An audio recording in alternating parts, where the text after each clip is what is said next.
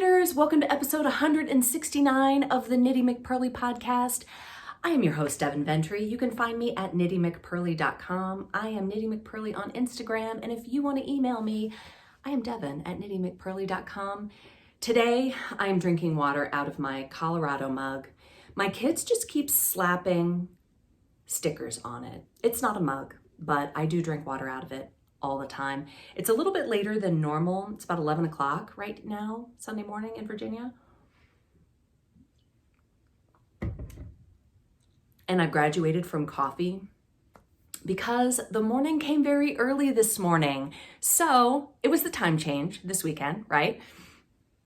I went to bed thinking I would get an extra hour to sleep. So I went to bed a little bit late. My husband and I were watching a movie last night, watched a little late. And then this morning, so my normal alarm goes off at 4:30, which is old 3:30. So I slapped that puppy silent and I slept until 5:30, old 4:30, when I had to get up and go to mass. So the morning came early. I'm a little bit like, this morning.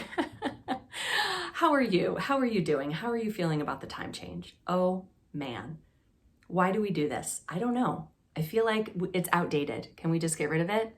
My vote is to get rid of it. I had an amazing vacation. Thank you, all of you, for excusing me from last week's podcast. I was in Florida and I didn't really do anything. I think I had like one Instagram story where I showed my poolside knitting. And that was it. It was amazing and wonderful. I was not ready to come home. I could have stayed like 3 more weeks. It would have been great, but I miss my people.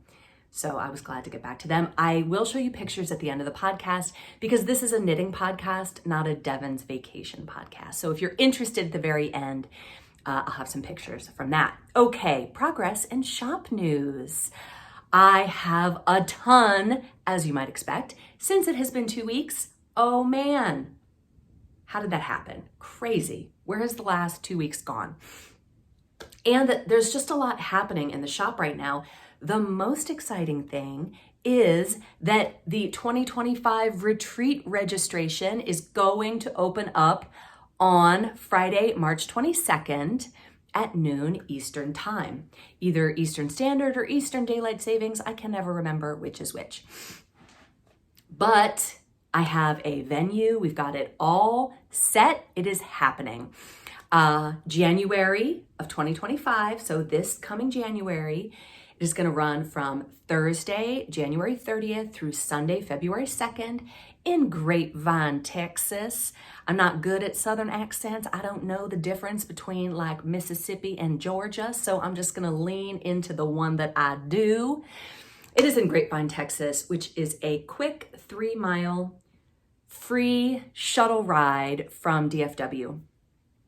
My last retreat was outside of Asheville in North Carolina. And it was in this beautiful, secluded, amazing location that was hard for some people to get to.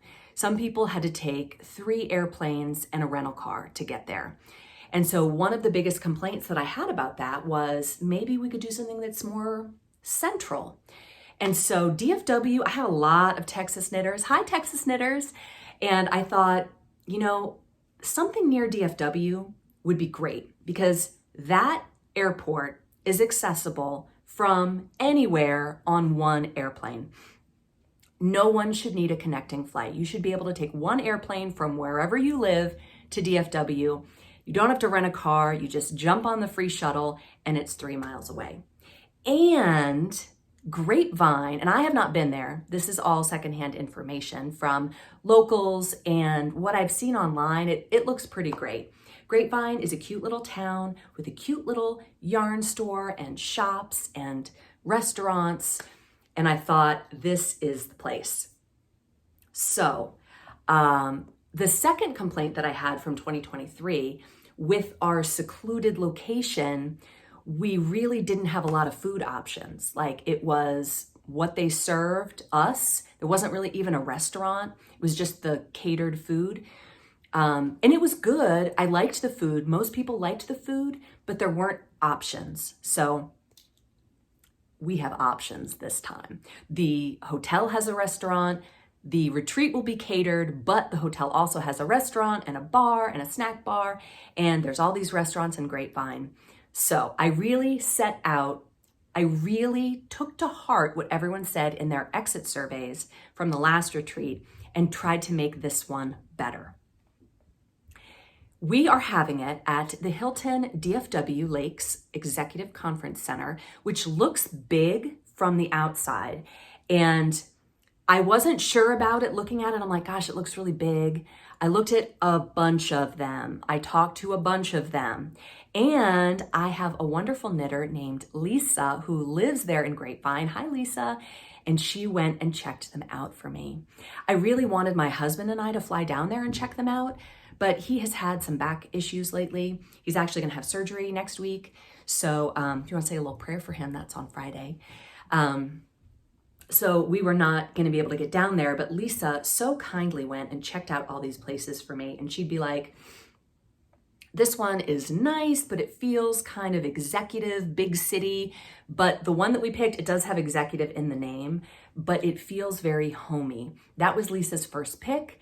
And so we went with that one. It's big, but homey. There are gonna be lots of yarn opportunities, yarn-portunities, if you will. Lots of cool food options. It's gonna be great. So if you have any interest in joining us at this retreat, we would love to have you. The cost to register is $535, and that is due at the time of registration. I learned a lot from the first retreat. Last time I broke it up into 2 payments, and I thought that would make it easier for people, but I feel like it just became very cumbersome for me and probably for other people too. So 1 payment, it is a little more expensive than last time. This location is a little bit more expensive and the times are more expensive. So I do apologize that it costs a little bit more, but I do think it's still really reasonable. If you're interested, I'll just tell you what the registration fee includes. If you're not interested in the retreat, you can just jump forward to the next thing. So that registration fee will include the amazing fun weekend with old and new knitting friends at a wonderful hotel with access to a great little town. Knitting classes that will be taught by volunteers. Last time we had amazing volunteer teachers, and I know several of them are interested in teaching again, so it's gonna be great. It includes Thursday, Friday, and Saturday night dinners, Friday, Saturday, and Sunday morning breakfasts, all catered, access to vendors of amazing yarn and knitting accessories, and everyone's favorite thing, a wonderful swag bag. The swag bag is the most fun part. I absolutely love putting that together. It is so much fun. So now a few things that the listing does not include. It does not include your hotel room, which is $149 a night. I had to do some finagling and negotiating to get us that rate. I think it's a great rate for this hotel. So I feel really good about that. Also lunch, Friday and Saturday lunch. Those 2 meals will be do what you want. Like I said, hotel restaurant, you can eat a granola bar in the lobby. You can go to a restaurant in Grapevine. It's whatever you want to do. And of course, your travel to the retreat is on you, but it will be a lot cheaper this time if you came to the last one and it took you 3 airplanes and a rental car. You know who you are. I still feel bad about that. But this is going to be a much cheaper flight no matter where you are. And I know a lot of people are local in Texas too. So if anybody has any questions about the retreat, feel free to email me. You can set an alarm on your phone if you want to just, get on Friday at noon Eastern time, March 22nd. You can just jump on and get your spot then. If you would like a reminder, sign up for my newsletter. You can do that on my website. Okay, that's the biggest thing. Very excited about the retreat. It's a lot of planning and negotiating and dealing with all the stuff to get it to happen, but it's fun. Everything I do is fun. All of my job is fun, except taxes. Blech. I said that to my husband yesterday. He's like, you don't even do the taxes. I'm like, I do this and this and this. He's like, that's like nothing, which is true. I have my tax professional, AKA husband, who does that all for me. So anyway, also, it's a little late because today is March 10th, but I have March's color of the month and I have a new permanent colorway. I'm going to start with the new permanent colorway. This color, and oh gosh, I love it so much. I'm going to show it to you and then I'm going to talk about it. Like, if you had to call it a color, it's brown. I worry that online it looks a little green, but it is not green, it is brown. It's extremely variegated, and I decided to call it River Rock. There are a lot of ways you can go with a color like this. You can go metals, like copper, but it's not really copper. You could go food, like toffee, but it's not really toffee. It is an extremely variegated brown. So there's brown, there's yellow, there's orange, there's gray. It just reminds me of those smooth rocks at the bottom of a stream when they're wet. You know how when they dry, they're like boring, ugly gray, but when they're wet, they look amazing. That is what this color is. So I personally think it is amazing. I think it's gorgeous. So this color is River Rock. It is a new permanent colorway. You can get it across all of the bases. Whatever's not in stock, you can pre-order. And I love it. So March's color of the month has that in it because why not? It's gorgeous. So this is March's color of the month. Oh, it's so pretty. Isn't it gorgeous? Let me show you one at a time. So what we have is Dusty and the River Rock. And this is a great color because it breaks apart. And like I said, you get this variegation in the pot. And when you pour it over a skein, like I've done here, it just breaks up into all of those colors. So Dusty, River Rock, and also the speckle is Black Forest Cake. Hold on, I have it right here. So these colors all really go well together. We've got Black Forest Cake, March's color of the month, River Rock, and Dusty. So if you are in the market for some color work, these look really good together because you have the value spectrum, right? We've got the dark, the medium, and the light. Or you could sub out and do the pink. I love the pink.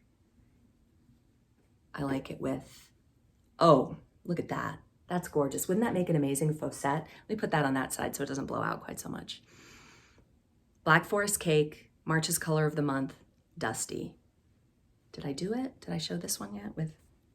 Yeah, that one is really pretty too. It's lighter. Which, if we're talking about color work, I am wearing my Benedicta sweater. I feel like, I can't remember when I wore this recently. Did I wear this recently? I wear it a lot. I like it with these jeans that come up high because I don't need to wear something under it. It is cold today. Why is it so cold? I know it's March, it's still winter. And I've also got my Joey necklace on. Got some earrings too from Grayson Wood. Kind of go with it, sort of, a little bit. But if you were in the market for a 2-color sweater, gosh, what would you pick? These two? River Rock and March? Or March and Black Forest Cake? Oh, wouldn't that make a great Benedicta? Is anybody out there making a Benedicta? I know Julie is. Knitty Cats podcast, Julie. Hi, Julie. I don't know. I'm not on Instagram all that much. I really need to get back on Instagram. There's just only so many things that you can do in a day. Anyway, those colors are available on the website right now. Oh, I wanted to show the sock set. So for the mini that goes with the sock set, I went with Dusty. It's just Dusty. I think that is going to make gorgeous socks. Don't you think? Love it. That's on the website right now. There are still a few sock sets in the February colorway that are available. all the Frankfurt Fingering and the Dubrovnik DK is sold out, but there's, I think, a couple of sock sets left if you still want to get February. Which reminds me, Emily has been making socks out of my color of the month sock set. So I'm going to put up some pictures here because she's been putting them on Instagram.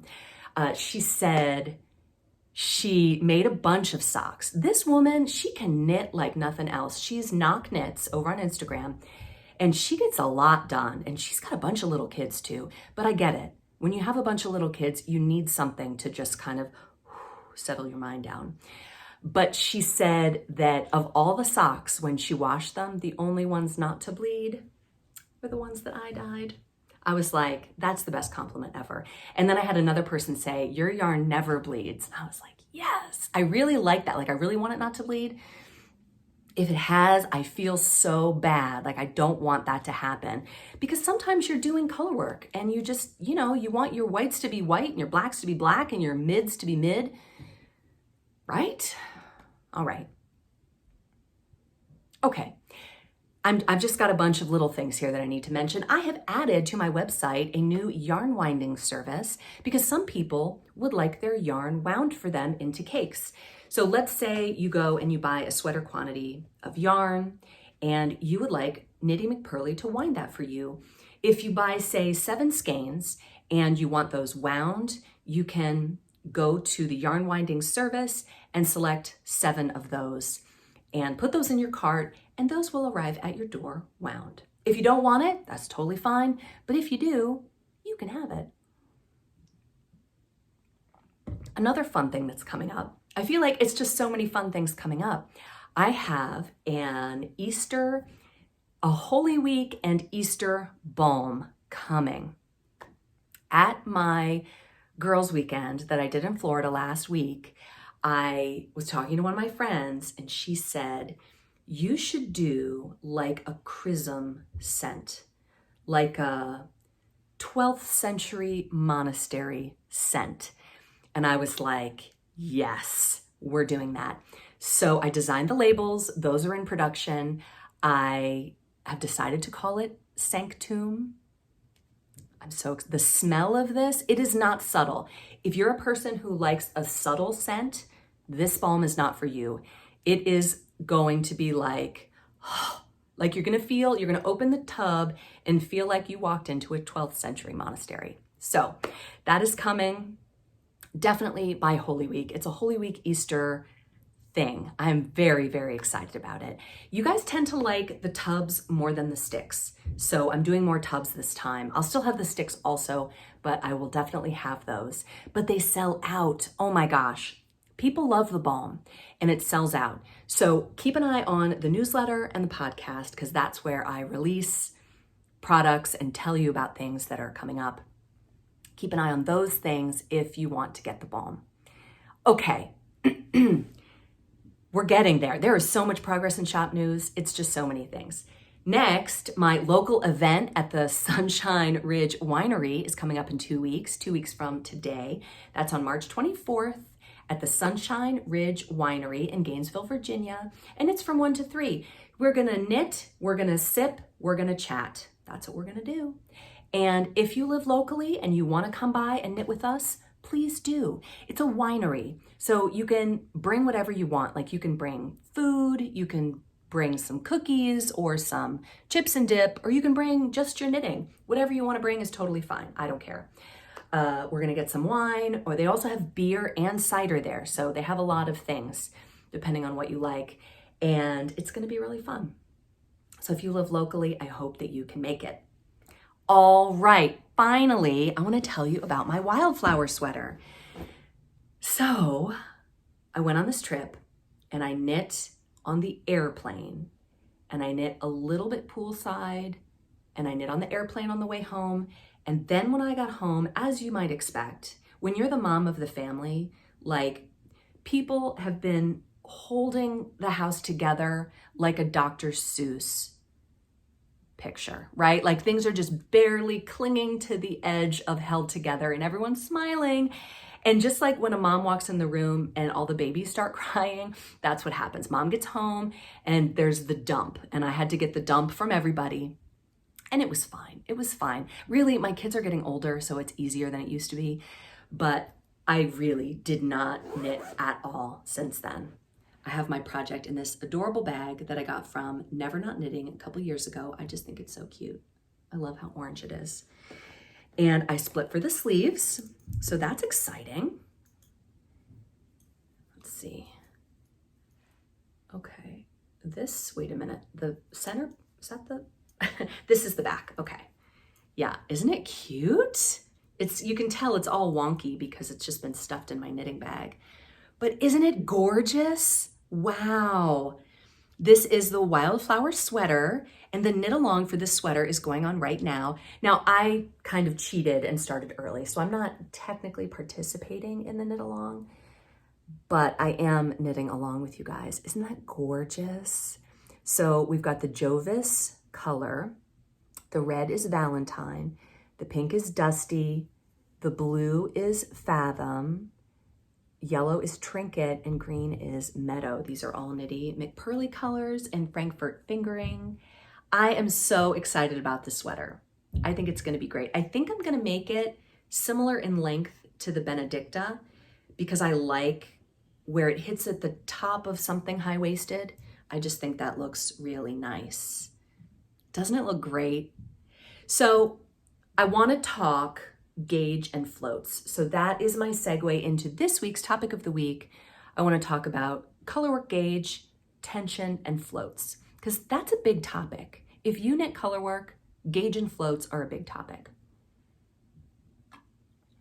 So let's see, where should I start? Right now, I am knitting one color. Okay, I'm not going to go to the table. I'm just going to hold it up like this. But now tell me if you do this too. Now I'm a continental knitter, so I've got the yarn in my left hand. But as I am knitting, I am going to be stretching the yarn on the right hand needle. And I'm going to be kind of constantly keeping that tight so that my floats don't get too tight. Because if your floats are too tight, your knitting will pucker. And I think that happened a little bit at the top. You see that it's a little bit puckery. I think it'll block out. It'll block out, right? It always blocks out. But there is a little bit of puckerage. Now, one thing I like about this sweater, now the sweater does have an I-cord, has a provisional cast on, and then you go back and do the I-cord. But I just didn't, it's not that I didn't want to do the work. I don't mind doing the work. I just like the look of the rib more. So I decided to do just a little bit of a rib there. All of the increases on this sweater in the yoke are yarn overs, which I like. I feel like it's very summery. And anyway, with regard to floats, I'm gonna give it a stretch. Yeah, I don't think it's too puckery. I think it'll block out. But as you are knitting, you really have to keep stretching it on that right hand needle to keep it nice and tight so that your floats span that whole distance. If they're too short, you're gonna pucker. And if they're too long, you're gonna catch on them. So, if you're not a colorwork knitter, you're thinking, well, geez, how do I get it perfect? Don't worry about it. It's better that they're too long than that they're too short. So, keep it stretched tight. I think that's the best piece of advice I can give. But that said, I have found that I have a bit of a different gauge. Now, in this sweater, there are sections where you've got your main color, and then there's 2 rows of a little bit of color work, and then you go back to the main color, and you can see that my gauge is looser there. When I did a little research on this, it turns out most people tend to work tighter. And so a lot of people, when they're working color work, will go up a needle size, but I'm kind of the opposite. I am working loosely because I don't want anything to get too tight. So I was thinking I should probably go down a size. So I went ahead and just did this with the same needle size because I was on the airplane and I didn't have any other needles. I thought I could go back and rip it out, but again, I'm pretty sure it's gonna block out. With the subsequent rows, so there's a couple, 8 or 9 rows of working even here, and then you do the color work row. And then and so you have a color work row every 8 or 9 rows. I think for the next one, I will go down a needle size because I tend to work it a little looser. But I think I'm gonna let it ride with what I have already. I would rip it back if I felt like it looked bad, but I don't think it does. I think it's gonna block out. But I just thought that was interesting that most color work directions would say, if you find that you're working this too tight, go up a needle size. When I'm the opposite, I need to go down a needle size. Yeah, I kind of wished I had there, but again, I was on the airplane. So I did a little research about color work and floats, and inevitably I come across this concept of color dominance, which I feel personally that is majorly splitting hairs. I am not interested in splitting hairs in that manner. I just don't live my life like that. And that's not to say I don't love excellence, because I do. I like when things are done really well. That said, I think you can make yourself crazy with perfection. So color dominance says, and they'll show you examples of swatches. Oh, see how one color pops and one color is kind of to the background, and you're like, okay. And then you see the other one, they're like, see how it's the opposite here? And you're like, not really. But apparently it is. So the float of the dominant color should be stranded below the background color. That's how you're supposed to do it. Do you do that? I do not do that. I just don't. I just knit and enjoy my life. And in the end, I feel like what I have looks good. And if I thought it looked bad, I would maybe pay more attention to the color dominance, but that's just me. There are people out there who see different things. Do you see color dominance, and do you change your behavior to make it consistent throughout? I don't do that. Can you tell? I can't tell. That's just me. So here's a question for you. Do you ever get an accidental long float where you thought, I'm going to turn this inside out and show you the inside. So here are my floats, right? And I think they mostly look pretty good, but like here, do you see this accidental long one? Now you've got options when this happens. It's not a big deal, but I think my first inclination, here's another one where it's just accidentally too long, where you thought you were pulling it and you didn't, or it just was looped on something and you didn't realize it. Yeah, there's a couple like that. And yeah, that's just a little bit too long. My first inclination with things like this is to leave it and see if it bothers me. If it doesn't bother me, I'm just gonna leave it and it'll be fine. If the stitch starts to pop out, I would just tack it down. What I would do is just kind of, see, there it is. I would just tack it down somehow with maybe the main color, with a piece of main color yarn into the main color, just to keep it to sit flat. But I find that happens pretty often. Does that happen to you a lot? I don't know, where you don't mean for it to be that long, but it just kind of is. So, like I said, I'm a continental knitter, and whenever I do color work, and we've talked about this before, I always hold all of my colors in my left hand. I feel like English knitters tend to hold all of their colors in their right hand. I think it's an unusual person who's got colors in both hands, because it's hard to keep your tension consistent throughout unless you're really good at both techniques. That's just my opinion about that. I will say that this sweater has been a lot of fun. I have not knit a lot of color work fingering weight. I tend to do it in DK, which I love, but this has been really nice. So I'm using Frankfurt fingering for this, which is a superwash, and I'm thinking about maybe doing a non-superwash on my next one, but we'll talk about that more in a minute. Okay, here is Charlotte Shows Off. Hi. Okay, hi. This is Charlotte, and she's going to show off. You know me. Well, in case somebody's new. Everyone knows me. She's got her crown on. And she made something today because who taught you how to crochet? Gigi. So Gigi is like, you know her, how she just makes like really cute animals. I was gonna do that, but tonight we're gonna go out to dinner, and I thought that I was gonna make one for our grandma. So this is a crocheted bowl that I made. I learned it to crochet in like 6 minutes. Yeah, and you did it really quick. Yeah. I think it's great. I think Grandma is going to love it. My bowl with your tiny hands. Grimy hands, get to it. Now you're also wearing a crocheted scrunchie. Because our cousin's cousin,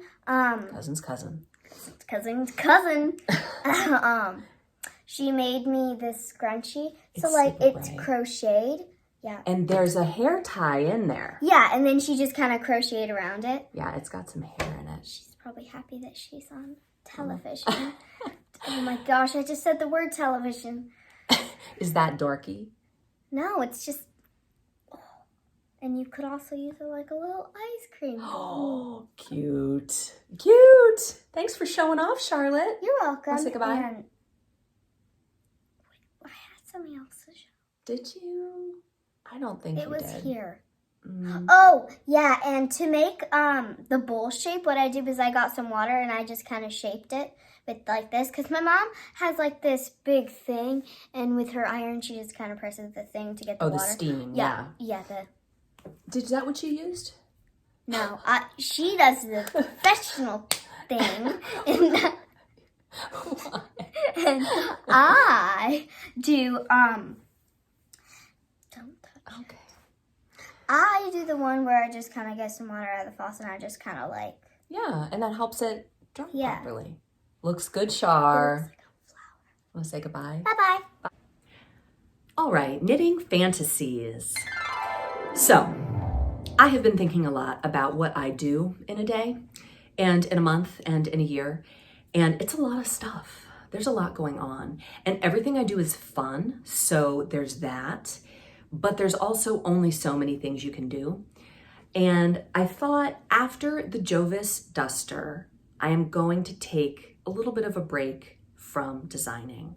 I'm going to the Arkansas Yarn Company retreat in September, and I think I'm going to design a small toy to teach a toy class for that retreat, because toy knitting is not something everyone does, and it's really fun. It's so quick and easy and just delightful. So I thought that would be a fun thing to teach. So I'm gonna do that.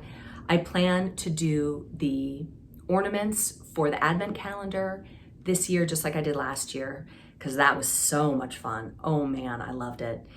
But I just decided I just need a sweater break of designing. I wanna knit some other designers' designs. So before I get into my knitting fantasies, I want to tell you this little Facebook anecdote. So I'm not on Facebook. That's my story, and I'm sticking to it. I haven't been on Facebook for about 10 years, and the Arkansas Yarn Retreat group is on Facebook. So I was like, well, I want to be on the group. So I go to join Facebook, and they're like, were you on Facebook before? And I was like, no, which of course I was. Like, I was on Facebook for like, I don't know, 5 years maybe, when my kids were little. And then it's like, oh, do you know all these people? Nope. My husband tried to friend me. My family members tried to friend me. Tons of people, because Facebook is like, oh, Devin Ventry is on Facebook. Do you know her? Do you want to be her friend? Invite her to be your friend. And I told them, I'm like, do not Facebook friend me. We're not going to be Facebook friends, so just stop. So anyway, even my husband, I was like, I'm not going to be your friend. Just don't even ask. I don't know why I have this strong feeling about Facebook. I don't know why. I guess I feel like it is a very big rabbit hole time suck that I don't have time for. And so I want to be on there for the yarn group. And I loved this group situation that I'm going to do the same thing for my retreat. We're going to do a Facebook group because it's just so much easier than the Google group. I did a Google group last time because it was my husband's idea. It's a bad idea. Facebook is better. And a lot of people are already on there. I just thought that was a little funny anecdote to share about that. Anyway, here are my picks for Knitting Fantasies. And when I say these are my picks, like these are the sweaters, I am like, what am I gonna knit next in real life? These are fantasies, but I'm also gonna do one of them in real life because I would like to knit someone else's design. So the first two are from Jessie Made. First one is the Sheer V sweater. I think the sweater is so incredibly gorgeous. It is fingering weight and mohair, and it's got that V, that mohair V in the front. I just think it is so, so beautiful. When you go to Jessie Made's website, she'll direct you either to PayHip or Ravelry. So I went over to PayHip, and you can immediately download the details of the pattern without getting the pattern. Like the pattern is a paid for pattern. And they're a little pricey. I feel like this one was like $12. But if I wanted to make it, I'd pay $12, right? So I have a little video showing the details of this sweater. And my only hold off, like the only thing that makes me say maybe not this one right now, is that it is long sleeved and we're coming into warmer weather. So that brings me to my second pick, also from Jessie Made. This is called the Hello from My Colors crop. And it's a little bit reminiscent of my Wildflower sweater. I couldn't remember what it was called. I keep trying to call it the Sunshine sweater. I don't know, Wildflower sweater. And because she uses similar colors, but it's different. Like it's so different. I just think it is really, really cute. It's a crop. It's $10 over on PayHip. Fingering weight. It has a main color and 4 contrast colors, but again, you could kind of use what you have. In the description of this sweater, she talks about how she recommends using a non-superwash. And she says the reason is because the non-superwash yarn is going to stick better. And I don't know if that's a good thing or a bad thing. I think it's a good thing and a bad thing. It is going to stick, but it's also going to stick to itself while you're working with it. But I don't think you're ever holding more than 2 colors together at one time. Also, a non-superwash yarn is not going to stretch when you block it. So the only thing I don't love about this sweater is it has more ease than what I would want. So I would just knit it a size down. I looked at the sizes and the finished, so it goes from like extra small. There's a lot of sizes. I would pick the second size, even though for my bust size, she recommends the 3rd size. I would go with the 2nd size because I think the finished measurement was 38 inches around the bust, which would just give me a little bit of ease, but not too much. I wouldn't want it to be too baggy. Okay, so my third pick is on Etsy by K-Dree. It is the Home Camisole. And the yarn she recommends is a light DK. So the gauge is 22 stitches and 32 rows over 4 inches using a size 6 needle after washing and blocking. This has I-cord edging. So, I'm not sure if I would, this is a camisole, so I think I would want it to be light. I think I might go with a sport weight, either sport or DK, I think.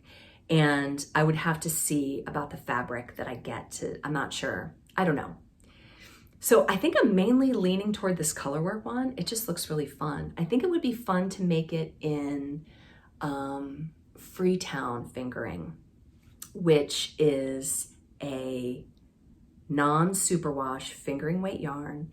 And I bet it would take 5 skeins. So I'd end up with some leftover. I don't know. The thing is, because I don't have that base in mini skeins, but you could, obviously you can use, if you wanted to make this, you could use any yarn you want. But I'm just thinking, I like to use the Knitty McPurly yarn because then I can show it to you. The camisole though would look amazing in the River Rock. This color would be gorgeous in a single color sweater. I don't know, I'm on the fence. I really love all 3 of these. I think they are beautiful. Okay, moving right along to, so here's what happened. This story is sent to me by a lovely podcast watcher named Judith. Hi, Judith. So Judith sent this to me in February, and for some reason I thought I didn't respond, So I said, Judith, I'm so sorry I didn't respond to you. And she's like, no, you did. Okay, I don't know. I don't know, whatever. Anyway, Judith says, this is a knitting story that could be titled The Guilt Knitters Must Bear. I totally related to this story. I would have felt exactly the way that she felt in the moment. So here is Judith's story. She says, about a year ago, my sister Monica moved within 15 minutes of me in Washington State. We have loved getting together more often for everyday fun stuff, not just for family events and holidays. Monica is a widow and retired, which gives her the freedom to take trips to visit friends in other states. She had a trip planned to Ohio, and I was thrilled when she asked if I'd be interested in coming along. As a knitter, my souvenir of choice has been a skein of yarn from a local yarn store or dyer. So I was already dreaming of new yarn before we left. Yes, right? We did several days of sightseeing before heading to her friend's house. I had looked up yarn stores, but it just never worked to go to one. Mani assured me that we'd have plenty of opportunities to find a store during the days that we were at her friend's house. I didn't press the issue because Monica doesn't knit, and I felt guilty, and here she has bolded the word guilty, imposing my personal obsession on her. So we arrived at Bud and Nan's home and found that they had planned several outings. Amish country, interesting stores and restaurants, having tea with their daughter. All fun things I thoroughly enjoyed, but I was still longing for a yarn store. I didn't say anything because I felt guilty that I'd be implying that their plans for us weren't enough. My sweet sister, however, shared my secret hope, and these dear people looked up yarn store near me on Google and went miles out of their way to take me there. Feeling a little sheepish, no pun intended, and a little guilty, my heart beat faster as we pulled up to the store. It was a fabric store. Why in the world would Google think that a fabric store is a yarn store, not a skein in sight? Feeling guilty for wasting their time, I assured Bud and Nan that it was okay, sighing sadly on the inside. The day before we left, our hosts proudly proclaimed that the outing planned would take us right by a yarn store, but alas, once again, it only had fabric. Can any Ohioans explain this oddity? Why would they think that someone wanting yarn would be satisfied with fabric? They are not the same thing. My hopes were dashed again, but I told Bud and Nan I don't really need any more yarn. The next morning, we packed up for the airport and left the house early because our hosts had an errand to do on the way. Unbeknownst to me, Bud and my sister had hatched a plan to get me to a real yarn store. They had done another search, and Monica had called the night before to find out if they actually carried yarn. She asked if they'd be open in the morning for us to quickly pop in on the way to the airport. The sweet lady at Black Locust Farm Yarns in Lodi, Ohio, opened early for us. Bud, Nan, and Monica were beaming at their surprise. I assured them I would just be a couple of minutes and would be right out. But Monica wanted to come in with me. Everybody loves yarn, right? Even people who don't knit love yarn. As I was examining the glorious skeins around me and breathing in the sheepy smells, my sister's eyes fastened on a shawl sample hanging up. She was in love. A few minutes later, we left the store. I had 2 skeins of yarn. My non-knitting sister had a shawl's worth of yarn, knitting needles, stitch markers, stitch stoppers, and the pattern to make Andrea Mowry's everyday shawl. The guilt. I had sent my sister down the rabbit hole. Now, you can't genuinely feel guilty about that, Judith, right? She responded to me, and I asked her, did she knit it? She said, my sister has taken a class at our local yarn store and is slowly picking it up, but she hasn't started the shawl yet. The two of us are going on an Alaskan knitting cruise next year. Oh man, Judy, that sounds amazing. Wow, I want to go on an Alaskan knitting cruise someday. I homeschool and it's just not in the cards for me right now, and that is tough, but someday. Yeah, I caught the travel bug when I went on this trip to Florida. I love to travel, you guys. I love it. And my husband does not love it. So we have to go together, okay? Knitting retreats, knitting cruises. We have to do it. Anyway, here are some pictures of my trip. I had the best time. I went with my friends and it was around my birthday, and so they surprised me and put a little crown on my head and a little sash on me because that's what they do. And we went out to dinner and it was really fun. These are just the most wonderful human beings in the world. Sadly, none of them knit, but they do recommend great balm scents, and I love them and they're just wonderful. So anyway, I will see you all next time, and I hope you have a wonderful week with lots of knitting in it.